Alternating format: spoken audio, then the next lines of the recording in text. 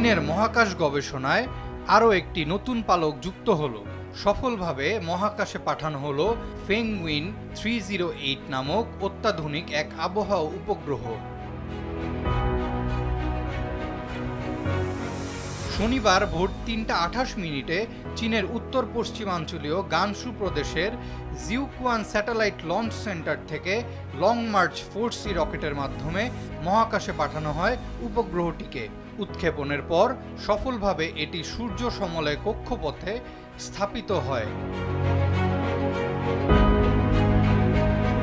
এদিকে এটি মূলত আবহাওয়া পূর্বাভাস, জলবায়ু পর্যবেক্ষণ ও বায়ুমণ্ডলীয় বিশ্লেষণের কাজে ব্যবহৃত হবে।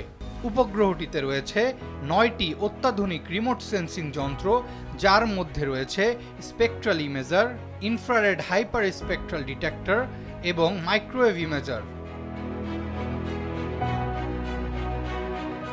প্রযুক্তির এই সমন্বয়ে ফেংউইন 308 উপগ্রহটি 100 কিলোমিটার প্রশস্ত এলাকা জুড়ে গ্রিনহাউস গ্যাস সহ নানা বৈশ্বিক উপাদান সুনির্দিষ্টভাবে পর্যবেক্ষণ করতে পারবে। এর মাধ্যমে তৈরি হবে একটি বৈশ্বিক পর্যবেক্ষণ নেটওয়ার্ক, যেখানে আরও 2টি ফেংউইন উপগ্রহ যুক্ত থাকবে।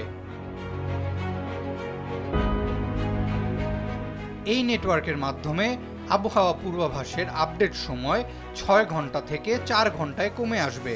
সেই সঙ্গে পূর্বাভাসের ব্যাপ্তিও প্রায় 24 ঘন্টা পর্যন্ত বাড়ানো ও দুর্যোগ পরিস্থিতি শনাক্ত করার ক্ষমতাও দ্বিগুণ হবে বলে মনে করছেন বিশেষজ্ঞরা। এটি চীনের লং মার্চ ক্যারিয়ার রকেট সিরিজের 596তম সফল মিশন। জলবায়ু পরিবর্তন ও দুর্যোগ ব্যবস্থাপনার ক্ষেত্রে উপগ্রহটি চীনের সক্ষমতাকে নিয়ে যাবে এক নতুন উচ্চতায়। আরাফাত ইয়াসার, RTV।